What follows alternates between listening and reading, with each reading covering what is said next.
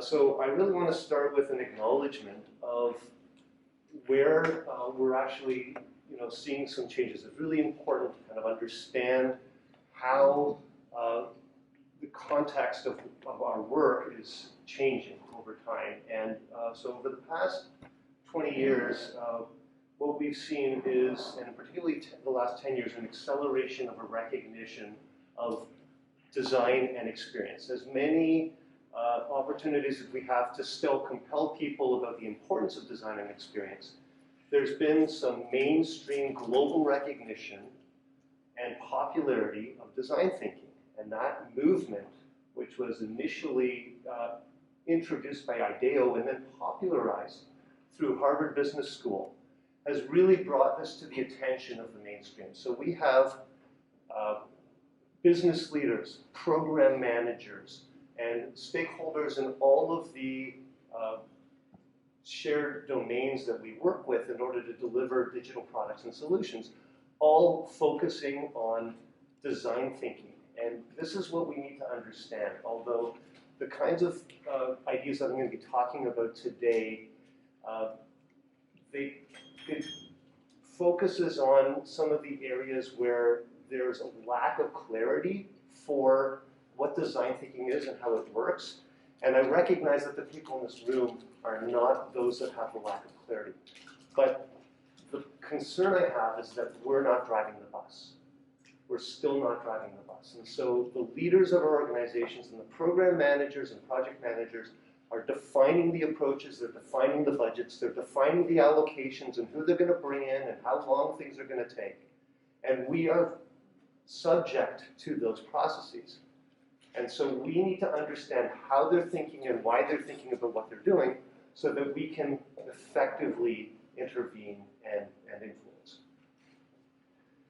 So that's the widespread popularity of design thinking, number one. Number two is we've actually learned to design more holistically. We've taken our structural approach to design and our aesthetic and creative approach to design, and we've learned how we can merge the two to create better experiences. We're using tools, prototyping tools in particular, that allow us to rapidly create and ideate and test, learn fast and fail fast. And then the context on which all of this is going is super important. And I'm going to come back to this. And the context is that we finally, thank goodness, stopped trying to deliver the all-singing, all-dancing, big bang digital solutions and platforms that take years to deliver, and by the time they're out the door, they're irrelevant and obsolete.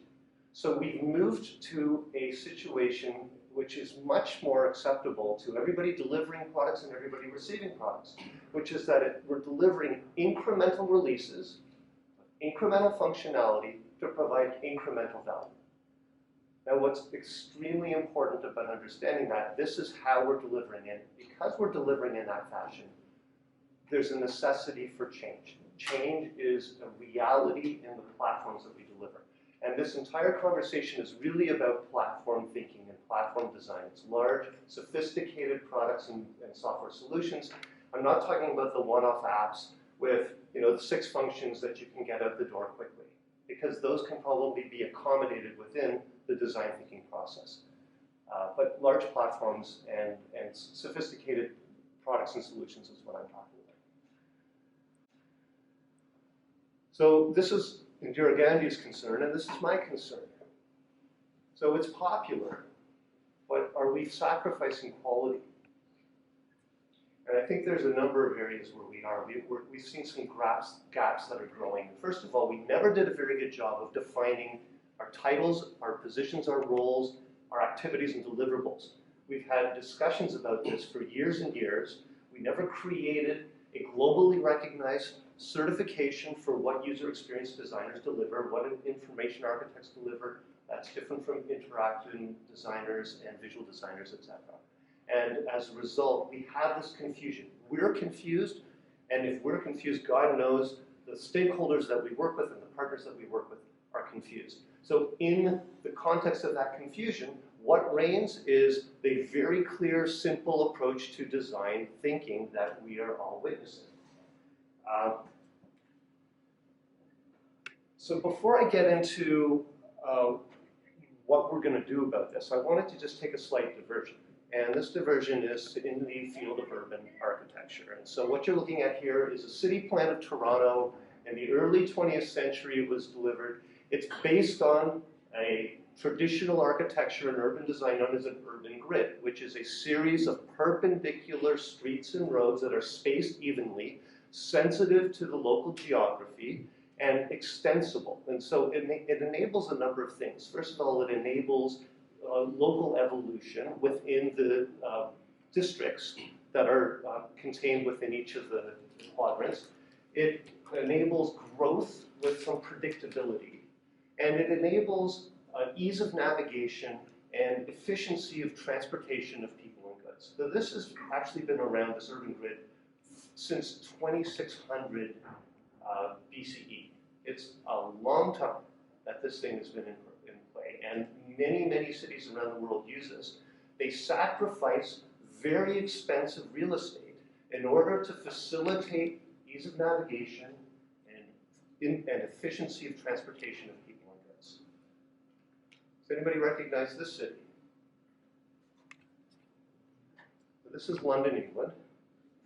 And London, England would be the polar opposite to a planned architecture for a city. London, England is composed of streets and roads that connect what was originally hundreds of townships and villages over the past 2,000 years. It was formed in, it was founded by Romans actually in 40 CE, and Romans actually were strong proponents and users of the urban grid, but I guess they looked at what was going on already and they just decided to just let it happen. And the entire city has been built organically as a result. It has not adhered to an urban architectural plan. And as a result, it is a wondrously discoverable place if you're a tourist. But if you are trying to navigate that city or efficiently move people and goods, then you're out of luck. It just doesn't support it, and it never will support it. I'm going to just show you something here that results from that kind of lack of planning, lack of architectural planning in a design. So this, hopefully I won't have to deal with a, let's see, we got sound.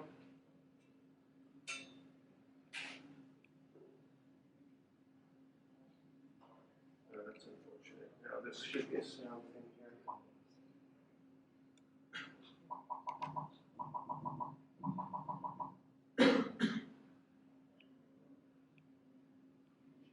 Okay, I don't have the Peruvian accent, but what I will do is just identify the fact that you've got an individual here who's now trained under the knowledge. It takes 3 to 4 years to pass this. Many, many people don't pass it. And he's now calling out the movement to go from one location to another location in the city. Of course, GPS navigation does this for you. It's interesting that the people that actually pass this test have a much larger posterior hippocampi, not sure what the plural of that is, than a typical posterior hippocampus, which is known to be, or believed to be, the location in our brain where we have spatial processing and spatial memory. So what we're basically witnessing is an individual who needs to develop and devote cognitive attention, cognitive strain, towards the task of simply navigating within the city. And it's born out in this. So it's kind of fun to watch this, and it's a bit of a formative video. But that's really the reinforcement of the lesson here, is that it's about, well, now I have to deal with that. How do you get that out of the way? There we go. Here, all right, good. Okay. So this is back to basics, and for many of us, this is something that we've executed for many years, is a planning and architectural stage when we design a digital product or solution, which has many, many more dimensions of experience than the two-dimensional landscape, or somewhat three-dimensional, if you consider the topology of a city. Yet we we see what the impact is of the lack of planning and architecture in a city environment, and of course we're experiencing the same thing here in our digital products and solutions. So let's take a look at why this is happening now, right? And again, I mentioned the context up front, but let's take a look at design thinking and how the globe is now thinking about how you go about creating designs. And at the top level, we have the double diamond model. I'm going to look at the double diamond model. I'm going to look in detail also at the 5-phase model. This is an abstraction of the double diamond model, and it includes a place where we understand the problem. And that is where we start with a challenge and then we dig deep to really appreciate what are the underlying influences and the areas of greatest opportunity and greatest importance to focus on in defining what the problems we're solving are. And we converge by creating a strategy, which is really the marching orders for the solution to say the solution needs to solve these problems. They're the most important things to solve. So we've defined what the solution needs to do to be right. So that's where we spend our attention. And this is all goodness, right? I mean, we can talk about the level of detail and sophistication with which that's executed right now. I'm not going to pay too much attention to that in today's talk.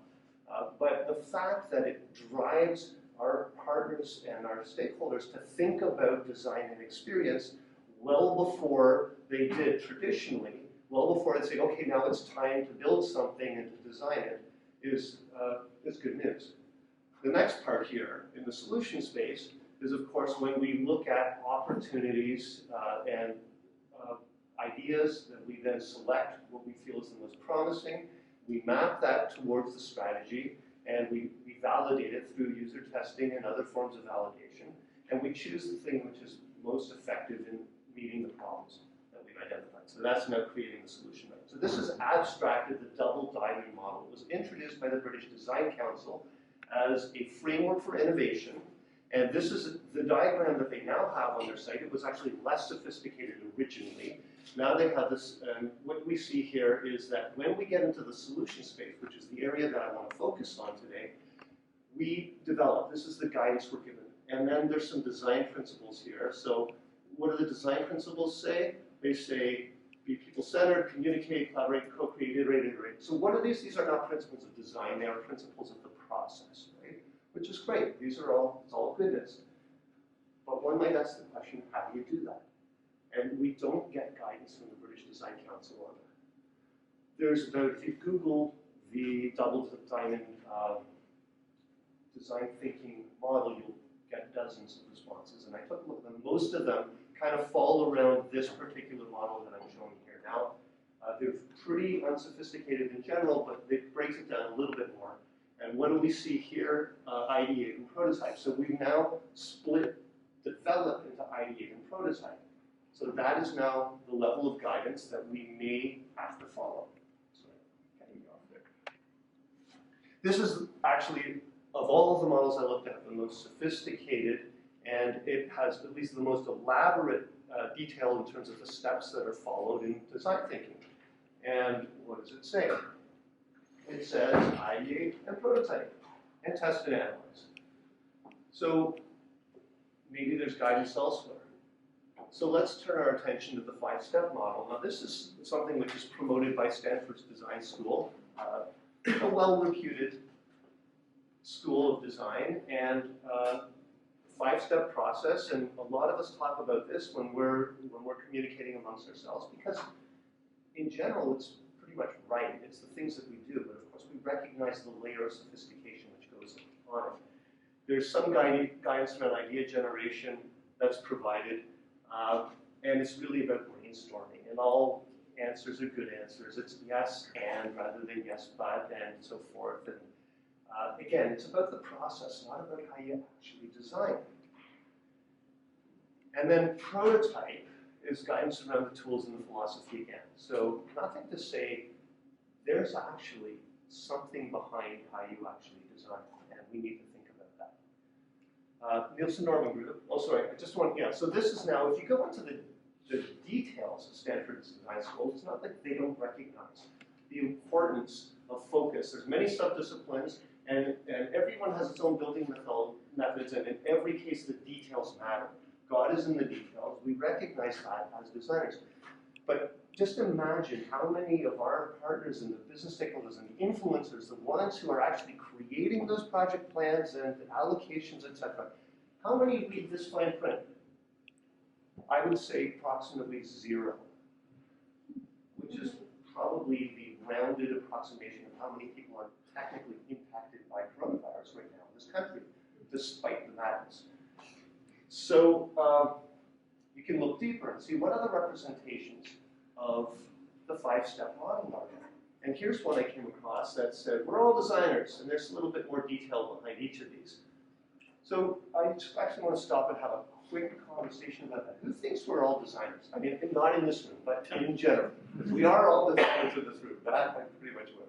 But who agrees with that statement, that we're all designers? Anybody? There's a little bit of a hand, another hand. Any thoughts around that you want to elaborate? Why are we all designers? Go ahead, shout out. I think anyone can have an impact on design depending on how much influence they have. And design happens whether you do it intentionally or accidentally. Yes.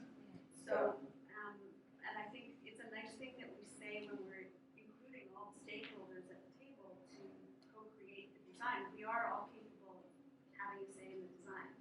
We're not necessarily all large D designers, but we are all designers when we come to co-create. So in the sense that we can participate in the co-creation, yeah? And Paul, you have a thought? Well, the same, just I guess the distinction is sort of capital D designer and lowercase d designer. Okay, which did they use here? I think they have a capital, right? But I think what they're saying is the thought of everybody on the team can contribute some useful design. Yeah. I think it makes sense to say that we're all designers with respect to everybody solving problems under a set of constraints. But a lot of it, and it feels like what you're getting at, is about whether or not you are aware of the process. And a lot of being a designer is about being conscious about that process. And in that way, we are not all designers. Most of us are not aware of the processes by which we solve problems. Right. Okay. All right. So my feeling about this is that is a very dangerous statement. Okay. I believe that we are all creative, and I believe there are fantastic creative ideas that come from all arms and all domains of the people that we interact with. But a designer is someone who can take this myriad of ideas and they can integrate them into a cohesive output that services all of the goals, or as many of the goals as can be served within the constraints of the environment. And that takes experience and skill and knowledge about design. And what this is this is permission to the people who hold the purse strings to say, you can just go about this process. We're all designers, so let's just go ahead and design. So, we could argue about the terminology, but I believe it's dangerous. This is another 5-step process, and I just wanted to put this up because it's promoted by the Interaction Design Foundation, which is a globally recognized organization for communicating experienced design knowledge. And here it is again, 5 steps, and there's really no guidance. Like, you can't read this, but learn from prototype to spark new ideas. So there's just this ideation that's happening. Nielsen-Norman group. Anybody heard of Nielsen-Norman group? Pretty popular. So 6 steps, and what do they say about this design group? I'll create a range of crazy creative ideas, right? So we're all brainstorming, that's great. Love that, love lateral thinking, and then we prototype. We build real tactile solutions, and then we test them. Again, the most reputed usability user experience organization since the 90s, this is the level of guidance that is being provided. This is a roller coaster model. I call it, it's basically same stuff, different model. This is ID. So this is the problem we're having. I have this sort of picture of this kind of cloud over some sort of architecture. Basically, there's a common problem across every one of these. And not just, as I've been describing, that there's a lack of guidance, but there is no acknowledgement of the importance of planning in design before you go and execute your design. There's no acknowledgement whatsoever. We jump into ideation and we jump into prototyping. So every one of these models does not consider or promote the idea of a high-level design stage. we're in a lot of trouble with this right now, folks. We really are. And so this is the impact in my mind. Let's go back to the point that I was making about how we're releasing incremental functionality through incremental releases to drive incremental value. And an underlying reality of that condition is change. We are undergoing change constantly in the delivery of our platforms. We as designers, our brethren as developers, all of the business stakeholders, we're undergoing this change, and of course, most hugely impacted are the end users. So, in my mind, this is an untenable situation. We really need to find a way to instill and this is for many of us, to reinstate a design, high-level design step to ensure that we are thoughtful and proactive about our design. And the purpose of that is this: it is to minimize the impact of change, to have graceful change rather than disruptive change. So that's the overarching goal of a high-level design, in my opinion. And to achieve graceful change rather than disruptive change, I believe the high-level design needs to achieve 4 objectives. Okay, and the first objective is scalability. So it needs to, just the way our technical architects are going to sit down and think carefully about, as far as you can anticipate into the future, the nature of the usage of a platform or solution, we need to be doing the same thing. There's no chance that for any kind of large solution that an organization would invest in whatever happens to be the whim of the idea that came out, is how quickly can we prototype this and get this out the door, and then have to stop and rethink, elements of security and integration and all of these fundamentals of the technical architecture. And we're allowing that to happen with our information architectures and our experience architectures. We're allowing that to happen. And so that, to me, is a fundamental goal or objective of this high-level design. Another one, I'm going to start with this little analogy. So raise your hand if you've heard of the infinite monkey theorem. I think Mark and I was chatting about that the other day. So this is early 20th century mathematicians, theoretical mathematicians, who hypothesized that given enough time, given infinite time, 1,000 monkeys on typewriters could reproduce the entire works of William Shakespeare. So from a theoretical perspective, perhaps. Now, what I would argue is that when we are subject to the design thinking process that we're going through here, this is the game we're playing. And it's not because we're behaving randomly the way monkeys do on typewriters, but it's because we never have infinite time. We never even have enough time. So we have to make decisions about where to focus our attention efficiently in our design versus just whatever ideas come out that seem to hit the spot or test the best. We need to be deliberate about identifying what we're going to focus on first as designers to ensure that we are efficient in creating an architecture that is robust and scalable. Here's another reason. So we're all focusing on design systems. Design systems are goodness in our field when we're creating platforms that we need to reproduce, extend, and scale over time. They allow us to do that very efficiently. But what will ensure that those design platforms are propagating patterns that are actually effective in delivering good outcomes? What's going to help with that is the high-level design. So that's another objective. Finally, there's our stakeholders. And every one of us has had conversations with a business owner who stopped probably a month before delivery and said, wait a second, I didn't realize that this was going to do that.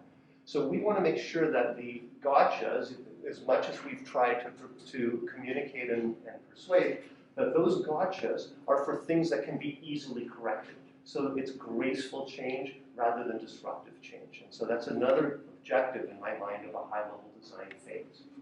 So this is a summary of why it's important for us to focus on high-level design. So now the next question is, how do you do it? And I want to talk about process, and I want to talk about the actual components or elements of the high-level design. So let's first talk about process, and then go back to the 5-step model. And here's what I propose we do with the 5-step model. We take the word define, which for many of us has always been about defining a solution, And we change that word to strategize because that's what we're actually doing, is we're actually defining the goals for the solution. So we're strategizing, we're actually defining the solution.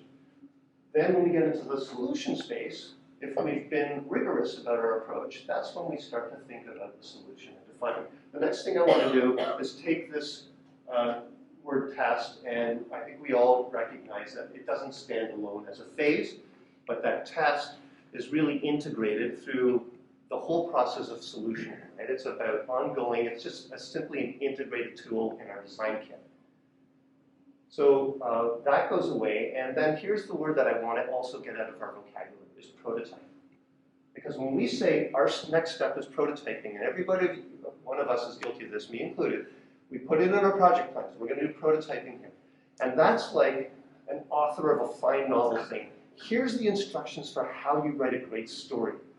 You word process. That's what you do. Just word process it. And we're prototyping.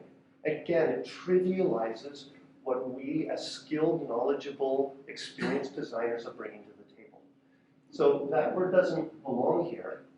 What does belong here is define, because that's where the high-level design goes. And finally, there's an elaboration step.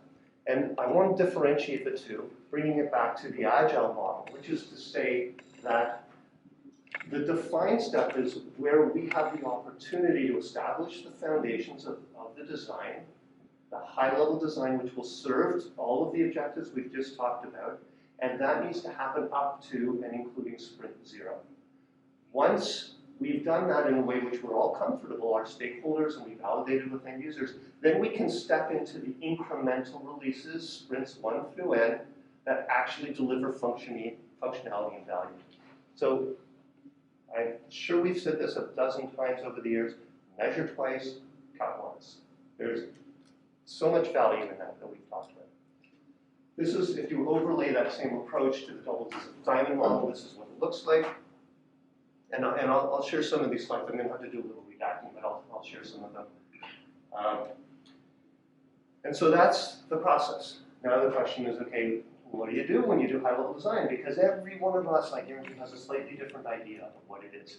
And I'm not proposing this as right. What I'm proposing this is, in my experience, if I cover off these 5 elements in a high-level design, then I believe I will have minimized the impact of change. I will have facilitated graceful change rather than disruptive change in the ongoing releases of product. And so I'll talk a little bit about, what these things consist of, and in my experience, how that works. And I refer to the collection of these as an experience design framework. So let's look at the interaction model to start. The interaction model is really the fundamental element. It describes and defines the beast that we're creating and what it is. And it talks about the metaphors and the themes and what the nature of the interactivity is going to be. Okay? So that's the first step. It also includes those emotive and creative elements in terms of brand communication, brand promise, and the feel. All of that is built into it. So what are some examples? And so these range from mechanistic to much more metaphorical. So are we building an app? Are we building some sort of sovereign application that lives and occupies your desktop and is basically function-oriented rather than navigation and information-oriented? Are we building a portal which consists of modules that each can be cloned or mirrored and served up in multiple templates and can be configured, customized, and personalized? Are we creating some form of utility which augments the capability of another tool? Down at the bottom, we look at different metaphors. A lot of tax software uses an interview model. That's a fundamental decision about the structure of your design that will be disrupted if you change your mind after you start releasing new functionality. Like, gee, that doesn't really fit this model anymore. We better change it. Nobody's going to love you for making that change, right? And it's costly internally, it's costly externally. Paper document, browsing shells. These are examples of how we're emulating real world objects through our software. I particularly like to pick on Netflix and that model there because we still haven't seemed to get past the visual browsing and scanning of Blockbuster. That's what we're still doing on all of this fantastic software that we could be so sophisticated with our faceted search model, which is the example at the end of Kayak does. But these are, again, fundamental decisions of the interaction model. The next element is the high-level information architecture. So once upon a time, and this is, I'm going to hark back to Rosenfeld and Morville and the Polar Bear Media, the Polar Bear books, and the absolute brilliance of the formality of information architecture that allowed us to guide our thinking around Web 1.0, when the web interaction was all about finding and acquiring knowledge and information, and it was just connectivity. There was really no transactional capability at the time. And so we actually had, because there was little sophistication in the functionality, we actually had the opportunity to define the entire information structure right down to the leaves and nodes. And that was okay. But that's not okay anymore because we're wasting our time when we're defining the leaves and we decide we might need to raise that forest. And so we need to focus on just the high-level information architecture, the overarching structure and organizational themes, and then the top 1 or 2 or 3 layers of that. And then what are the supporting navigation mechanisms for this? This is actually in the Polar book and is referred to as the high-level blueprint. And that's as far as we need to go, as far as I'm concerned, in our high-level design, in our experience architecture, is that high-level blueprint. I'll give you an example. This is a more than 10 years old now, for Campbell soup company, which consists of a whole bunch of iconic brands. And this was an enterprise intranet that I designed, and it's it's bringing together multiple brands, multiple geographies around the world, and again, it's establishing an architecture for doing so that content can be gracefully rolled out. And in this particular case, it's a pretty simple high-level information architecture. Says there's basically 2 types of content structures. There's a hierarchical content structure for some kinds of information, and then there's a series of directories that can be searched through keyword searches, because that's the most valuable way to address this kind of content. And there are tools and people and manuals and so forth that acquire that particular approach. And then, by the way, there's a series of supporting navigational mechanisms. There's high-level global mechanisms and there's local mechanisms. And here these all are. These are validated with end users, they're validated with the constraints of the tool, and they're validated with end users before we set out and start delivering the detailed designs and content across the site. Okay, so we talked about interaction model, we talked about the high-level information architecture. Global components is the next element. So this is going to vary depending on the beast that you're creating. It depends on that interaction model. But these are really the landmarks of your solution. These are the things which are typically pervasive, and they provide the guidance, the orientation, and the capability that's global that enables value to be acquired from the solution you're creating. So these are decisions you need to make. How's window management can happen? How are we going to handle dialogues and forums and processes? Are we going to use modal, modeless, combination of those? When do we go to separate pages? When do we stay on the same page and serve up messages? And that's what this down here, this whole messaging architecture. You need to think about information messages and warning messages and confirmations and action messages. And each of those has a different potential reaction and different design. And those are the kinds of decisions that we can make upfront that can grease the wheels of scalability over time. Well, the site-wide filter is another example. This is something that for a marketing site for Bank of America Merrill Lynch. For their business banking, this is something that I designed where they had very diverse audiences, and so we allowed the audiences to self-select who I am, a business or institution, a corporation or institution, or I'm a small business or commercial enterprise, and that really impacted the entire experience. It filtered and it adjusted content accordingly. And it's a global element. It's something that needs to be validated before we start getting into the details. Number 4 on the list is the key design pattern. So this differs from global elements, so that they may not be global and pervasive, they may not serve particularly as landmarks, but these are the things that are really the essence of interaction. How are you really going to prove value when we're starting to validate our high-level designs with end users? They can't connect with these structural elements that I just described if we don't include some meaningful content and functionality. And these primary key patterns are, key design patterns are the core essence of how value is going to be exchanged. So this is Kayak again. This is now their app, and Kayak is a travel search site. And Kayak has evolved interestingly and quite dramatically the visual design, and they've evolved quite a lot of the facets and filters and so forth. But they have maintained one or two particular elements of their design the entire time, which I would attribute to somebody who was pretty thoughtful up front about that architecture. And that is the decision about seeding a search, which is happening on a certain page with a subset of important attributes of your trip, and then the results set, which shows up first at a high level, and then you need to drill down to get particular detail. And then they further had to decide to enable sort and filtering. These are fundamental attributes that functions that obviously need to be supported through technology. These are elements of high-level design that needs to be thought about. The rest of this is window dressing, but those components, again, I imagine Kayak spent some time thinking thoughtfully about that because they haven't changed that much over the years. Here's an example back to Campbell that you might not think of as a key interactive design pattern. And that is what we discovered through our research with Campbell employees and all of these other brands that worked for the Campbell's enterprise, is that their connection to those brands was fundamental to their experience. And so we made the decision, and the strategy for the design was to ensure that the branded experience would align with the affiliation of the employee or the end user, rather than who's serving up the content. Now, the tool that we were using at the time, WebSphere 6.1, didn't support that model.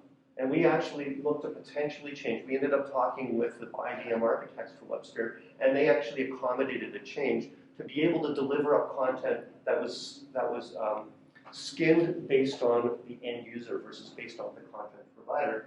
And so that was the Campbell's view. If you're a Pepperidge Farm employee, it's the exact same content, but you're looking obviously through an entirely different skin.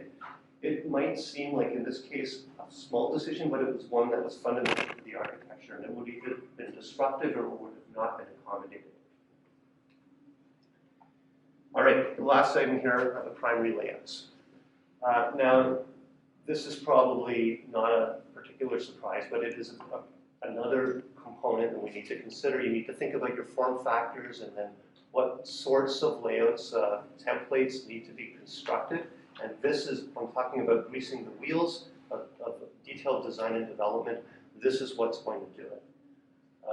And so this is, what's your grid system like? How many columns do you have? How do you lay out widgets over columns? What are your margins? All of these, their fluid behaviors and so forth. How do you allocate functionality to that? Here's an example that I did for this was for a design system that was created for a global marketing platform for Procter & Gamble. So over 80 brands, 140 countries, umpteen languages. We needed to create a structure that could scale over time as they started to roll in these sites and like that. And so this is just one example, and there's a whole bunch of flexibility in each of these templates, but they were defined up front as part of the foundations of the design. You would argue that the compare tray here on the bottom right, I guess that is a primary interaction pattern, because comparing is such a fundamental element of comparing different products. So this is a product listing page, and so the left rail are facets and the listing and the hero and so forth. Again, not a big surprise, but back to these are the 5 elements that, in my experience, if those are defined, validated, and you achieve consensus on those, then you step into the functional releases. Okay, I'm going to pause there for a second. There's one more little section I want to cover, which is kind of a bit more on the pragmatics of how to execute. But you guys have been very quiet and kind and attentive, and just want to hear any reactions at this point. Yes? I had a question when you were showing the Campbell soup and how it's skinned differently from Pepperidge Farm, and how the discussion went in terms of same content, different look. Like how you articulated or drew the line, the branding was going to be different, but the content was going to be the same, and that you went as far as approaching WebSphere to make a change to their product so you can do it. Yeah, I think I may have misspoken. It's the same capability and the same approach, but the content is another area that would be personalized for your brand affiliation, be personalized for your location, even your role. So it's the same functionality, it was the same homepage, but the homepage has a series of widgets that each themselves are personalized to the employee. So yeah, I probably misled you to say that they're looking at the exact same thing and doing the same. I guess it was just, and that is still, I guess, the curiosity that you actually changed the way the system works in order to deliver upon a design thing that, and I don't know, a lot of my design things are like, oh, we can't do it, we'll just like everybody the same thing. Yeah, there's a number of factors that come into place when you're able to actually execute effectively, and one of those is having, in my case, I was serving as a consultant, and I've done that for many years in my career, and having a single point of contact on the stakeholder side who firmly believed in us and our process and was able to run appropriate interference. And so when we did our discovery, we did the contextual inquiry, and we went to different workplaces around the US and Canada, and actually connected with Europe and Australia, and we talked to individuals of all different backgrounds and workplace types. And inevitably, when we would walk into somebody's office, before we started the formal conversation, they'd want to point out all of these cool objects that they had in their office that connected them to the brand. And it was just such a visceral sense of importance to them to be serving. I'm not a Campbell's employee, I'm a Pepperidge Farm employee, I'm a Pace Salsa employee, I'm a V8 employee, I'm a Godiva, they had Godiva at the time. And so that was fundamental because the earlier, very poor internet that they were using was just widely ignored. It was just felt to be very Campbell-centric. So that it was compelling enough that they were willing to invest. There was a, did you have a? Yeah, so I am not old enough to remember waterfall in industry. But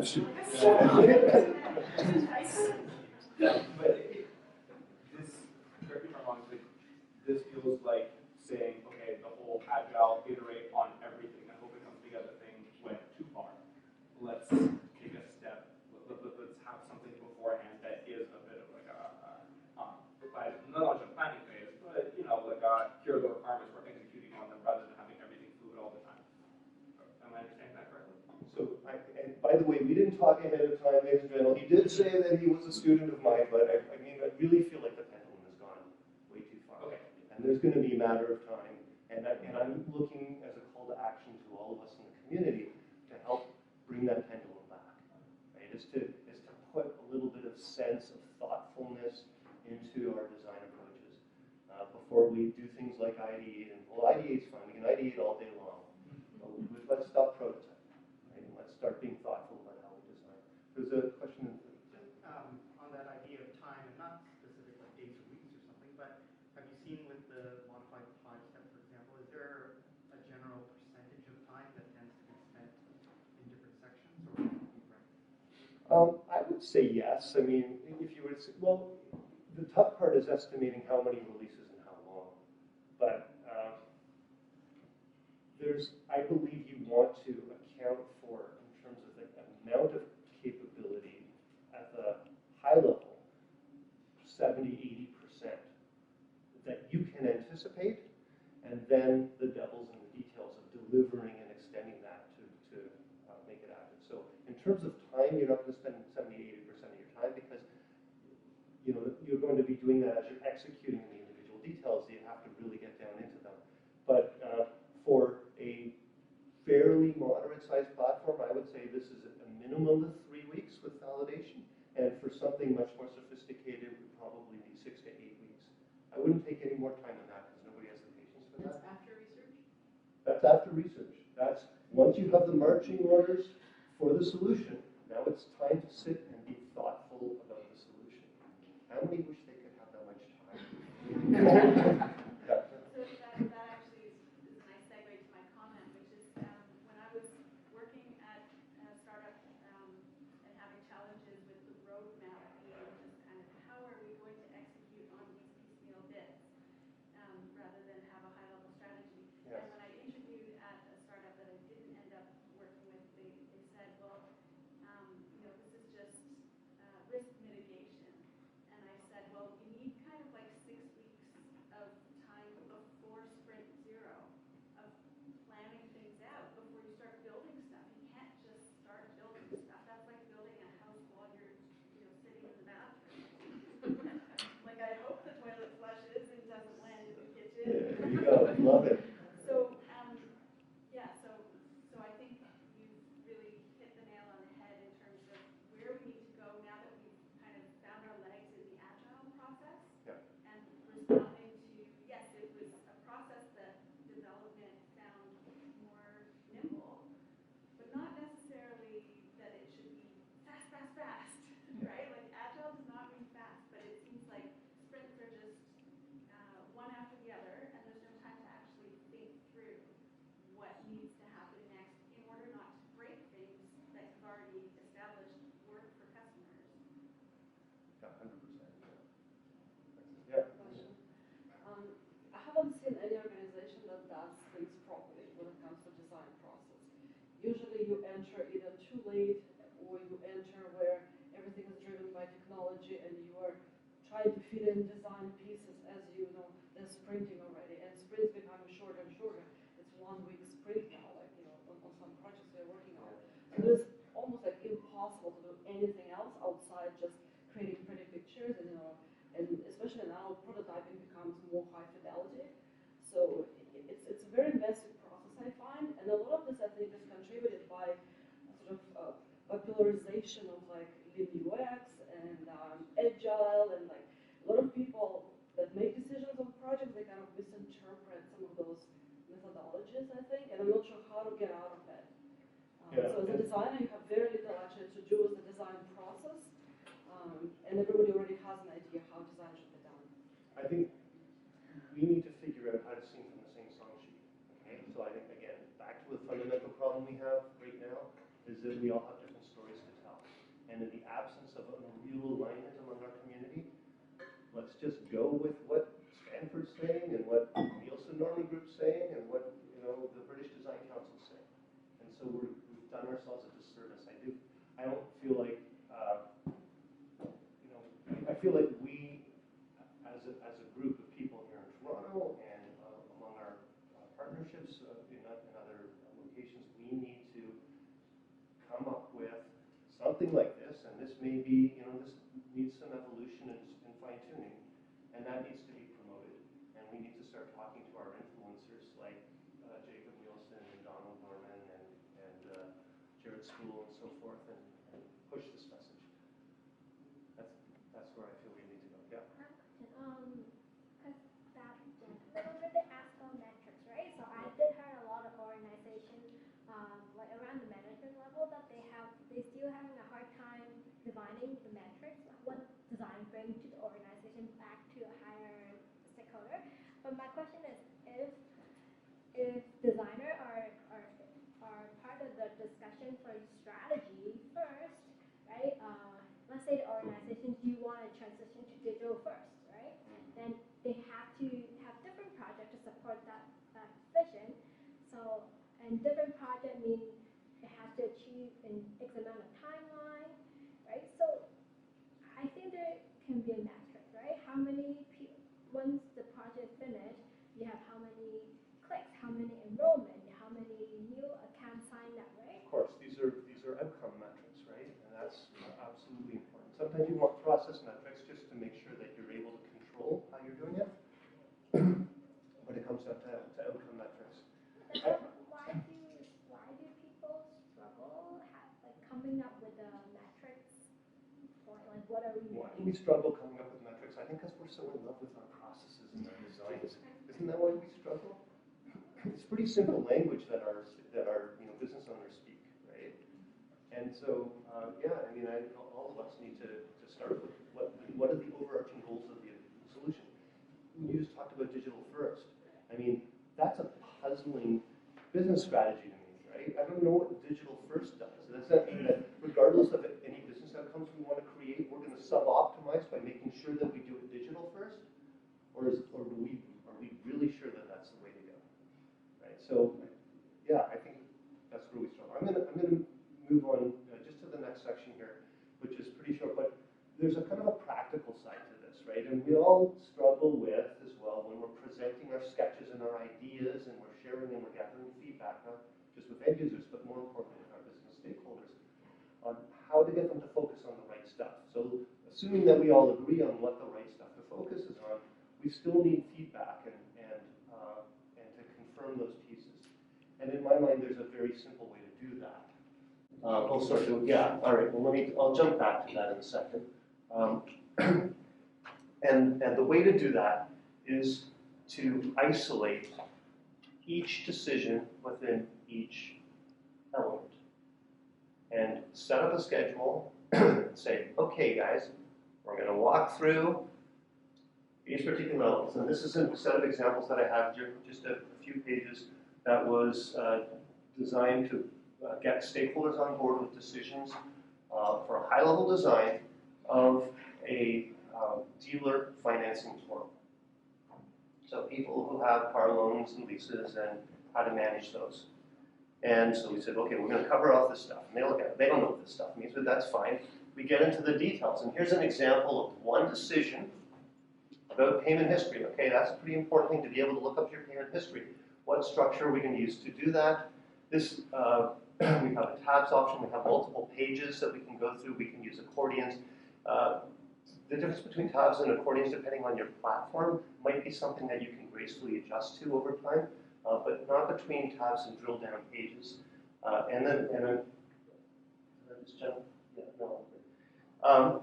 So the approach that I typically take is each of the options within a decision. Here's what it is. Here's what the pros are. Here's what the cons are. Here's the feedback that we might have already been able to gather if we've had the opportunity to do any feedback. And there's sometimes related decisions that you need to kind of pull in and say, this is how it's going to impact this other decision you made. And you very deliberately make a decision about this one point. Then you go on to the next. It's really that simple, but it's about isolating the points and getting rid of all of the noise in your sketches that are not relevant to this particular decision. That's what I mean about isolating. Here's an example where we went through the same process for the structure, and then we said, well, we already had a decision. This is selected. So we played this back as selected, and we played it back along with actually a whole list of decisions that we made. And this grows really long for a large platform. This is actually a pretty simple platform that we did here.